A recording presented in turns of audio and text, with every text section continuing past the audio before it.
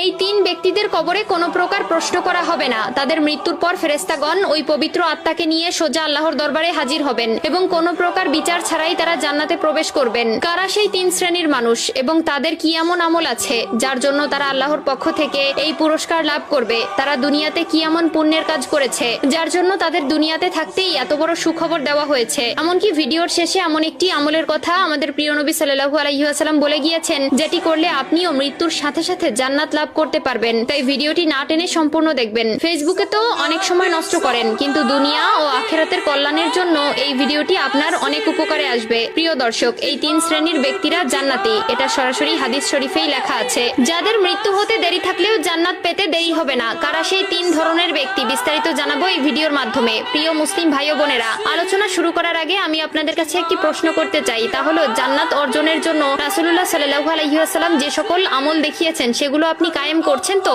যদি করে থাকেন এবং প্রিয় নবীকে অন্তর থেকে ভালোবেসে থাকেন তাহলে কমেন্টে আলহামদুলিল্লাহ লিখে যাবেন। আর যদি শুরু করবেন ভেবে থাকেন তাহলে ইনশাআল্লাহ লিখে যাবেন। ভিডিওটি শেয়ার করার মাধ্যমে অন্য সকল মুসলিম ভাই বোনদের মাঝে ছড়িয়ে দিন। আপনার একটি মাত্র শেয়ারে এই তিন প্রকার জান্নাতি ব্যক্তিদের সম্পর্কে অন্যরাও জানতে পারবে। প্রতিটি মুসলিম ব্যক্তির স্বপ্ন পরকালে জান্নাত লাভ করা। আমরা প্রতিনিয়ত হাজার আমল করে থাকি, কিন্তু কেমন হবে যদি জান্নাত আপনার জন্য অপেক্ষা করে? আপনি যখনই মৃত্যুবরণ করবেন সাথে সাথে জান্নাতের দিকে অগ্রসর হবেন। শুনে আশ্চর্য হচ্ছেন? হ্যাঁ, এমনই তিন ধরনের ব্যক্তি আছে, যাদের মধ্যে প্রথম কাতারের ব্যক্তিবর্গরা হচ্ছেন যারা শহীদ হয়েছেন। এখানে শহীদ বলতে উল্লেখ করে তাদেরকেই বোঝানো হয়েছে যারা দ্বীন ইসলাম প্রচার ও তার রক্ষায় সশস্ত্র কাফেরদের হাতে নিহত হয়েছেন। তবে মহানবী সাল্লাল্লাহু আলাইহি ওয়াসাল্লাম এই এক শ্রেণীর লোক ব্যতীত আরো কিছু মানুষদেরকে শহীদের খেতাব দিয়েছেন, যারা মূলত দুর্ঘটনায় মৃত্যুবরণ করেছেন, তবে আত্মহত্যাকারী চির জাহান্নামী। দ্বিতীয় শ্রেণীর ব্যক্তিবর্গরা হচ্ছেন তারা যারা জুমার দিন বা রাতে মৃত্যুবরণ করবেন। আমরা সকলেই জানি হাদিস ও কোরআনে জুমার দিনকে সাপ্তাহিক ঈদের দিন বলে ঘোষণা দেওয়া হয়েছে